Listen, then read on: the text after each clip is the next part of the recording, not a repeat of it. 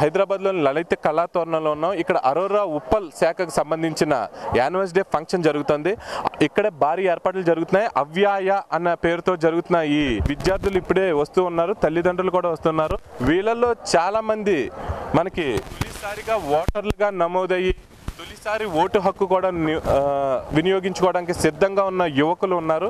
వీరిలో ఓటు హక్కు వినియోగించుకోవడంలో ఉన్న ఉత్సాహం గురించి, పొలిటికల్గా వాళ్ళకు అవగాహన గురించి అడిగి తెలుసుకునే ప్రయత్నం చేద్దాం. హలో, మీ పేరు చెప్పండి. నా పేరు మణికంఠ అండి. మీకు ఓటు హక్కు తొలిసారిగా వచ్చి ఉంటుంది. మీరు ఏ పార్టీకి వేద్దాం అనుకుంటున్నారు? భవిష్యత్తు రాజకీయ నేత మీరు. యువత అంటే రాజకీయ మన దేశానికి భవిష్యత్తు అంటారు, వెన్నెముక అంటారు. ఎటువంటి నాయకుడిని మీకు నాయకుడిగా ఎన్నుకోవడానికి సిద్ధంగా ఉన్నారు? మేము కేసీఆర్ని ఎన్నుకుందాం అనుకుంటున్నాం అండి. ఏమైనా ప్రత్యేకమైన కారణాలు ఏమైనా? ఎవరైతే స్టూడెంట్స్కి మంచిగా చేస్తారో వాళ్ళని ఎన్నుకోవడం జరుగుతుంది. ఇంక్లూడ్ కేసీఆర్ కాదని ఎవరైనా స్థాయిలో మీరు చెప్పారు. దేశ స్థాయిలో ఇప్పుడు మనకి ఎంపీ ఎలక్షన్లు కూడా వచ్చున్నాయి. ప్రధానిగా మీరు ఎవరిని చూడాలని కోరుకుంటున్నారు? నరేంద్ర మోడీ అండి, ఆబ్వియస్గా. ఎందుకంటే ఇప్పుడు మొన్న ఈ మధ్య అంతకుముందు ఒకసారి పార్లమెంట్లో బాంబ్ బ్లాస్ట్లు అయింది. ఎవరు అడిగే సత్తా ఎవరిలో కనిపించలేదు. ఇప్పుడు నరేంద్ర మోడీలో ఉందని మేము అనుకుంటున్నాం.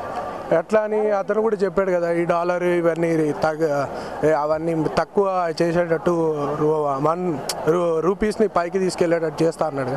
ఆబ్వియస్గా నరేంద్ర మోడీ అన్నాను.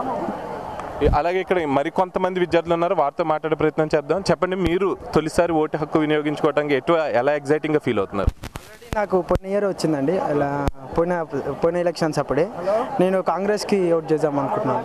దానికి కారణమైన రీజన్స్? కాంగ్రెస్ కొన్ని పథకాలు కానీ కొన్ని మంచి పథకాలు ప్రవేశపెట్టింది. అందుకోసమే విద్యార్థులకు ఇంకొక ఛాన్స్ వచ్చింది. ఇంకొక ఛాన్స్ వస్తే కాంగ్రెస్ మంచిగా చేస్తుండొచ్చు అని నా నమ్మకం. ఓకే, దేశ స్థాయిలో ప్రధానిగా ఎవరిని చూడాలనుకుంటున్నాను? నేనైతే రాహుల్ గాంధీ.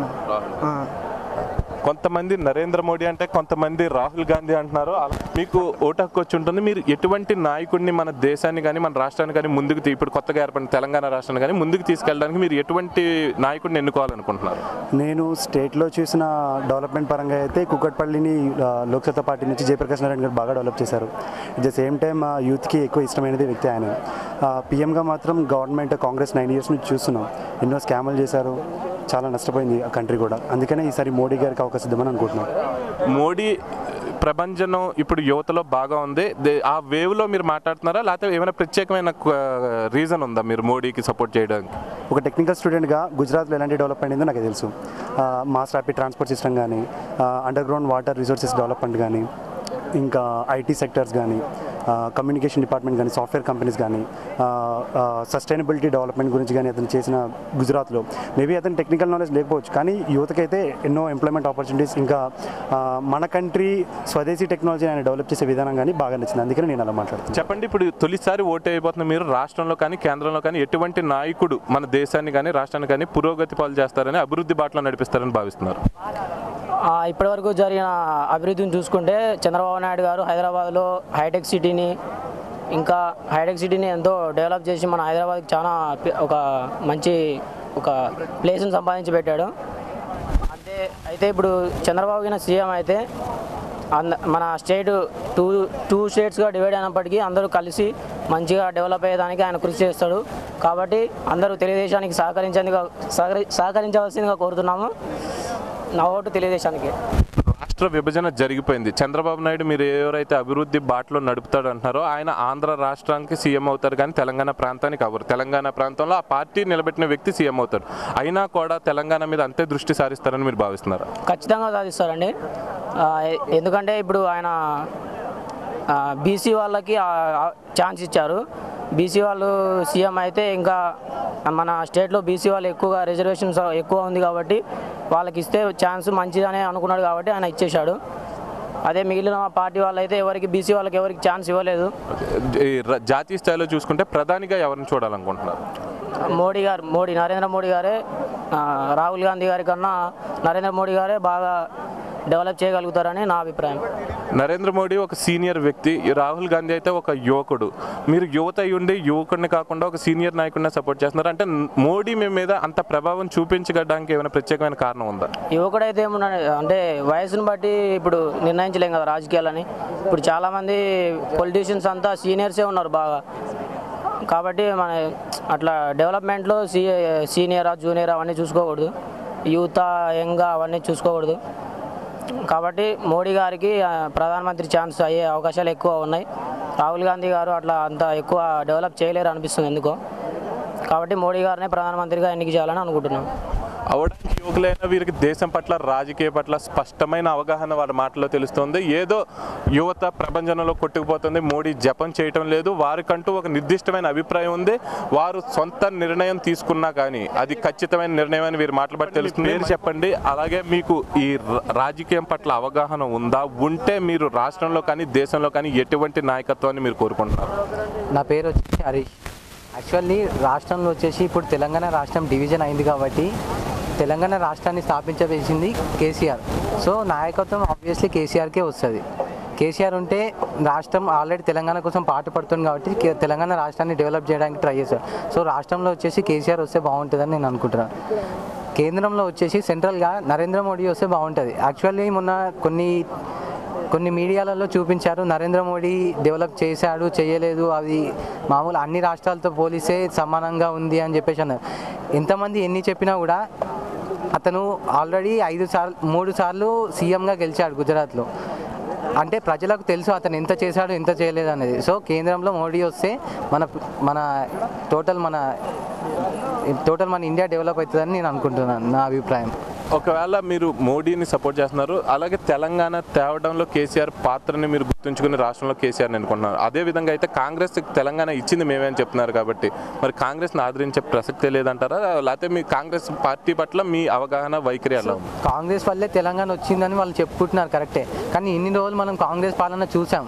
వాళ్ళు ఏం చేశారు, ఒకటి పెంచుతారు ఒకటి తగ్గిస్తారు, ఒకటి తగ్గించి ఒకటి పెంచుతారు. అంటే ఒక దాని మీద ఆశ చూపించి ఇంకొకటి పోగొడతారు. ఇంకా చూసిన తర్వాత కూడా ఇంకా వాళ్ళు రావాలనుకోవడం చాలా తప్పు.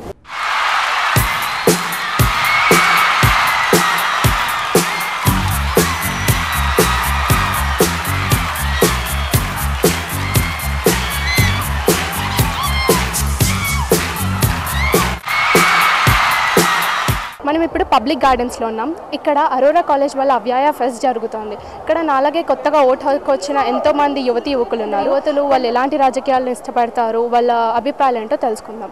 Hi, okay, what's your name? Divya. Okay Divya, నువ్వు ఏ బ్రాంచ్? ఈసీ. Okay, EC. నీకు 18 క్రాస్ అయ్యాయి కదా? యా, క్రాస్ అయ్యాయి, ప్లస్ ఓటర్ ఐడి కూడా అప్లై చేశాను. ఫైన్. నీకు ఎలాంటి రాజకీయాలు అంటే ఇష్టం, ఎలాంటి politics, whom you want to be your leader?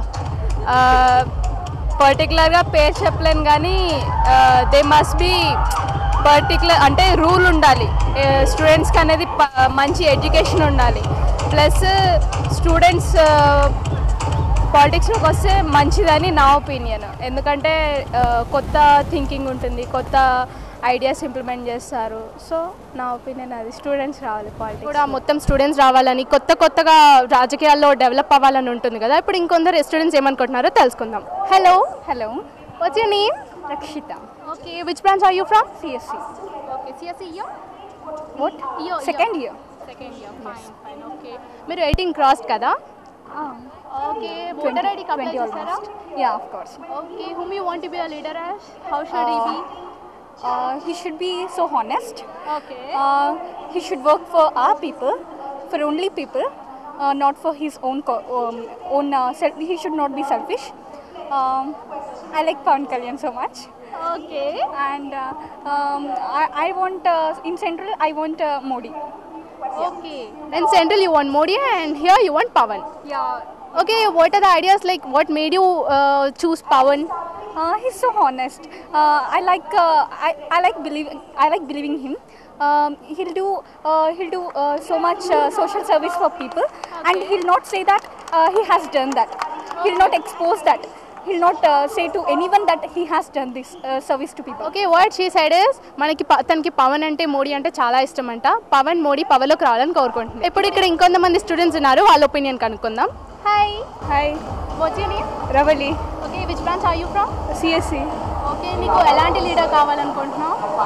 ఎలాంటి లీడర్ అంటే ఇప్పుడున్న పొలిటీషియన్స్ అందరూ మనం చూసాం, వాళ్ళు ఇంప్రూవ్మెంట్ లైక్ డెవలప్ చేస్తారు అది ఇది అని, కానీ ఎవరు చేయలేకపోయారు. అందరూ సేమ్ ఓల్డ్ కరప్షన్, అందులోనే ఉన్నారు. So we have to encourage new leaders. Youth పాలిటిక్స్లో వస్తే బాగుంటుంది. అండ్ రీసెంట్గా మనం చూసాం పవన్ కళ్యాణ్ జనసేన ఇనాగ్రేట్ చేశాడు. So his motive is not to become a chief minister or anything, just ప్రజలకి సేవ చేయడం కోసం వచ్చాడు. So I support Pawan Kalyan. Okay, ఇక్కడ Pawan Kalyan. Then what about central of course BJP. Okay, thank you so much. ఇక్కడ కూడా మనం పవన్ని మోడీని సపోర్ట్ చేయడం చూస్తున్నాం. ఇంకా కొంతమంది స్టూడెంట్స్ ఏమనుకుంటున్నారు, వాళ్ళ ఒపీనియన్ ఏంటి తెలుసుకుందాం. ఇప్పుడు ఇక్కడ ఇంకొక స్టూడెంట్ ఉన్నారు, వాళ్ళ ఒపీనియన్ తెలుసుకుందాం. హాయ్. Shakha. CSE.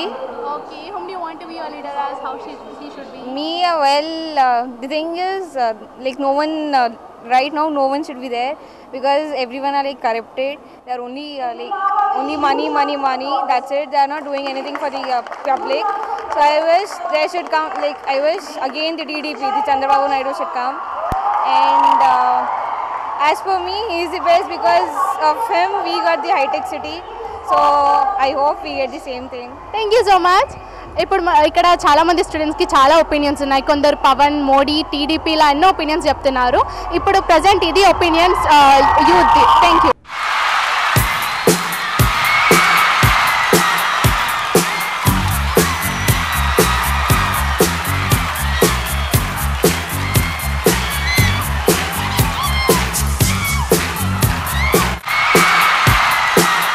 మీకు తొలిసారి ఓటు హక్కు వచ్చి ఉంటుంది కదా, మీరు రాష్ట్రంలో కానీ దేశంలో కానీ ఎటువంటి నాయకత్వాన్ని కోరుకుంటున్నారు? మేము ఎట్టి పరిస్థితుల్లో మేము మోడీ గారి నాయకత్వం రావాలని మనస్ఫూర్తిగా కోరుకుంటున్నామండి.